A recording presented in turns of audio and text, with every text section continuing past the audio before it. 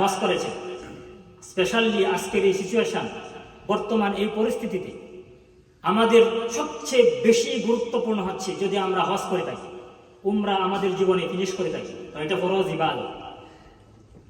আমরা দ্বিতীয়বার আবার অনেকেই আমাদের টাকা পয়সা থাকার কারণে, অর্থ থাকার কারণে আমরা প্রতি বছর হজ করি, প্রতি বছর উমরা করি।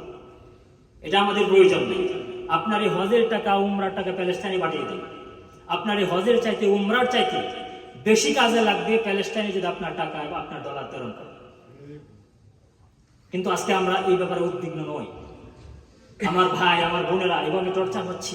আপনারা দেখেছেন কিভাবে তাদেরকে হ্যাং করে পলিথিনের মধ্যে বেঁধে, তাদের মুখ, হাত পা বেঁধে, মুখগুলা বেঁধে, পাগুলা উপরে দিয়ে হ্যাং করে তাদেরকে হত্যা করা হচ্ছে।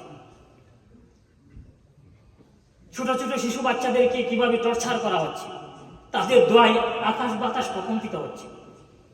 এই সিনারিগুলো দেখে আমাদের হৃদয় আর ভেঙে পড়ছে, আমাদের চোখের পানি রাখতে পারছি না। এই জন্য মুহতারাম হাজরিন, আল্লাহ পাক বলছেন, ওয়া মা লাকুম লা তুকাতিলুনা ফি সাবিলিল্লাহি ওয়াল মুস্তাদআফিনা মিনার রিজালি ওয়ান নিসাই, যে তোমাদের কি হলো যে তোমরা ওই সকল নারী পুরুষদের আত্মচিৎকারে তোমরা রেসপন্ড করছো না, সাড়া দিচ্ছ না, যাদের আত্মচিৎকারে আকাশ বাতাস প্রকম্পিত হচ্ছে। আজকে ফিলিস্তিনের আমার ভাই বোনেরা, শিশু বাচ্চারা আর্তনাদ করছে, চিৎকার করে আল্লাহ সুবহানাহু ওয়া তাআলার কাছে ফরিয়াদ করছে, চিৎকার করে আল্লাহর কাছে সাহায্য চাচ্ছে। আর আমরা এদিকে বসে বসে দোয়া করছি, এখানে আল্লাহ রাব্বুল আলামিন সেখানে আবাবিল প্রেরণ করে না কেন? বর্তমান সিচুয়েশনে আবাবিল প্রেরণ করার সময়, এটা কি আবাবিল প্রেরণ করার সময়? তখনকার সময় আর এখনকার সময় কি সেম সময়? রাসূল সাল্লাল্লাহু আলাইহি ওয়াসাল্লামের দাদা আব্দুল মুত্তালিব, ওনার হাতে কাবাগরের চাবি ছিল। আব্রাহা যখন অ্যাটাক করেছিল, আক্রমণ করার জন্য পরিকল্পনা করলো, তার যখন আর কোনো ওয়েট ছিল না, তখন রাসূল সাল্লাল্লাহু আলাইহি ওয়াসাল্লামের দাদা, উনি আব্রাহার কাছে চলে গিয়েছিলেন। উনি গোত্রীয় প্রধান থাকার কারণে আব্রাহা যেটুকু সম্মান দেওয়ার কথা ছিল সেটুকু সম্মান দিয়েছিলেন, এবং তার সামনে বসিয়ে সম্মানের সাথে তাকে বসিয়েছিলেন এবং তাকে জিজ্ঞাসা করেছিলেন, আপনি কেন আমার কাছে এসেছেন? তিনি বললেন যে আমি শুনেছি আমার উট, আমার সম্পদ তোমার সৈন্যবাহিনী ধ্বংস করে দিচ্ছে। আমি তোমার কাছে ফরিয়াদ করতে আসছি, তোমার কাছে আমি আপিল করতে আসছি, আমার এই গরুগুলা, ছাগলগুলা, দুম্বাগুলা আমাকে ফিরিয়ে দাও। সে আশ্চর্য হয়ে গেল এবং জিজ্ঞাসা করলো, আমি তো মনে করেছিলাম যে আমি কাবাগরকে অ্যাটাক করব, আপনি ওই কাবাগরের ব্যাপারে আমার কাছে কি রিকোয়েস্ট করবেন, অনুরোধ করবেন, কিন্তু আপনি সেটা না করে আপনার সম্পদের জন্য, আপনার উটের জন্য আমার কাছে আপনি অনুরোধ করছেন, এটার কারণ কি? তিনি উত্তর দিয়েছিলেন যে এটা হচ্ছে আমার সম্পদ আর ওইটা হচ্ছে আল্লাহর সম্পদ। আল্লাহর ঘর আল্লাহ কি করবেন? রক্ষা করবেন। আমার সম্পদ আমাকে দিয়ে দাও, আর আল্লাহর ঘর তোমার যদি সাহস থাকে, আল্লাহর ঘরে তুমি গিয়ে অ্যাটাক করো। কিন্তু যখন অ্যাটাক করতে গেল, আবাবিল প্রেরণ করেছিলেন, কারণ তখনকার সময় মুসলিম ছিলেন। কয়জন মুসলমান ছিলেন? এই আব্রাহার এই অ্যাটাককে প্রতিহত করার মতন ব্যক্তি ওই মক্কা নগরীতে ছিল না। এই জন্য আল্লাহ রাব্বুল আলামিন তাদের কাছে আবাবিল প্রেরণ করে দেখিয়ে দিয়েছিলেন আজকে সারা পৃথিবীতে মুসলমানের সংখ্যা কত। কিন্তু আমাদের মধ্যে জিহাদি চেতনা নাই। আমরা বসে বসে দোয়া করছি শুধু। আমাদেরকে সিনসিয়ারলি দোয়া করতে হবে, সাথে সাথে এটাকে প্রতিহত করার জন্য যেটুকু প্ল্যান এবং পরিকল্পনা গ্রহণ করা উচিত সেটা আমাদেরকে গ্রহণ করতে হবে। তারপরে আল্লাহ রাব্বুল আলামিনের পক্ষ থেকে সাহায্য হবে। আমরা মনে করছি যে এমনি সাহায্য চলে আসবে। আল্লাহর পক্ষ থেকে আবাবিল এসে আমাদের সকলের সম্পদ, মসজিদ আকসা হেফাজত করবে। এটা কল্পনা করা বোকামি ছাড়া কিছুই নেই। এই জন্য আমাদের কি এই চেতনা থাকতে হবে। এখন আমাদের উচিত যে আমরা যদি ফিজিক্যালি এটা করতে নাও পারি, কারণ যেহেতু এটা করার সুযোগ নাই, যদি আসে আমাদেরকে মেন্টালি প্রিপারেশন রাখতে হবে, প্রস্তুত থাকতে হবে।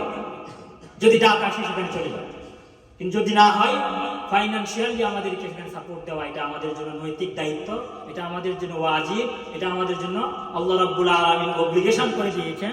এই জন্য বলছেন ওয়া ইনস্তানসুরুকুম ফিদ-দীনি ফাআলাইকুম নাসরা, if they seek your help in religion, then you are responsible for their support. যে তাদের কাছ থেকে যদি কোনো ডাক আসে সাহায্য করা, তাহলে তোমাদের উপর নৈতিক দায়িত্ব, তোমাদের উপর এটা ওয়াজিব, ম্যান্ডেটরি হয়ে যাবে যে তাদেরকে সাহায্য করা। এই জন্য আসুন আমাদের যার যেই সম্পদ আছে, যেটুকুই আছে, আমরা দ্বিতীয়বার হজ করা ফরজ নয়, দ্বিতীয়বার উমরা করা ফরজ নয়, কিন্তু সেই উমরার টাকা, হজের টাকা যদি আজকে প্যালেস্টাইনে আজকে মা বোনদের জন্য, তাদেরকে প্রতিহত করার জন্য, তাদেরকে শেল্টার দেওয়ার জন্য যদি আমরা প্রেরণ করি, এটা আপনার হজের চাইতে উমরার চাইতে বেশি কাজে দেবে। আল্লাহ রাব্বুল আলামিন আমাদেরকে বোঝার তৌফিক দান করুন, সকলকে হেফাজত করুন। তারপর ফাইনাল রিমাইন্ডার, আল্লাহ সুবহানাহু ওয়া তাআলা says ওয়ালা তাহসাবান্নাল্লাহা গাফিলা আম্মা ইয়া'মালুল যালিমুন। Allah subhanahu wa ta'ala reminding every Muslim, Allah subhanahu wa ta'ala reminding that never think that Allah subhanahu wa ta'ala is the careless about the wrongdoers, and He only delay them for a day when eyes will stare at horror. So dear brothers, Allah সাহায্য একবার আসবে, নাসরুম মিনাল্লাহি ওয়া ফাতহুন করিব, আল্লাহর সাহায্য অতি নিকটে। জালিমের অত্যাচার, নির্যাতনের স্টিম রোলার যখন শেষ প্রান্তে গিয়ে পৌঁছে, আল্লাহ সুবহানাহু ওয়া তাআলার পক্ষ থেকে তখন থেকে সাহায্যের সূচনা শুরু হয়। এমন একটা সময় আসবে যে সময় আল্লাহর সাহায্যের সূচনা শুরু হবে, এটা আল্লাহ সুবহানাহু ওয়া তাআলার পক্ষ থেকে এটা ডিলে করছেন।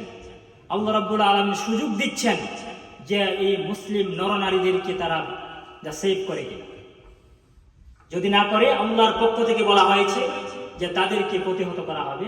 যেন আমরা তাদের জন্য দোয়া করি, may Allah subhanahu wa ta'ala save them all, Muslims, brothers and sisters in Palestine. Amen. Oh Allah, help our brothers and sisters in Palestine. Oh Allah, help protect our heart, Masjid al-Aqsa, help and grant victory of oppressed and humiliate the oppressor. Amin ya rabbal alamin.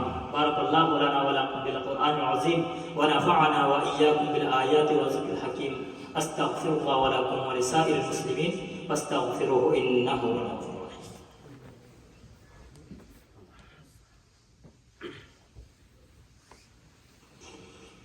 Alhamdulillah rabbil alamin wa la aqibatu lil muttaqin wassalatu wassalamu ala ashrafil anbiya'i wal mursalin wa ala alihi wa ashabihi ajma'in.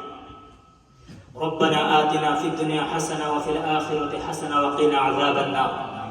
ربنا ظلمنا أنفسنا وإن لم تغفر لنا وترحمنا لنكونن من الخاسرين.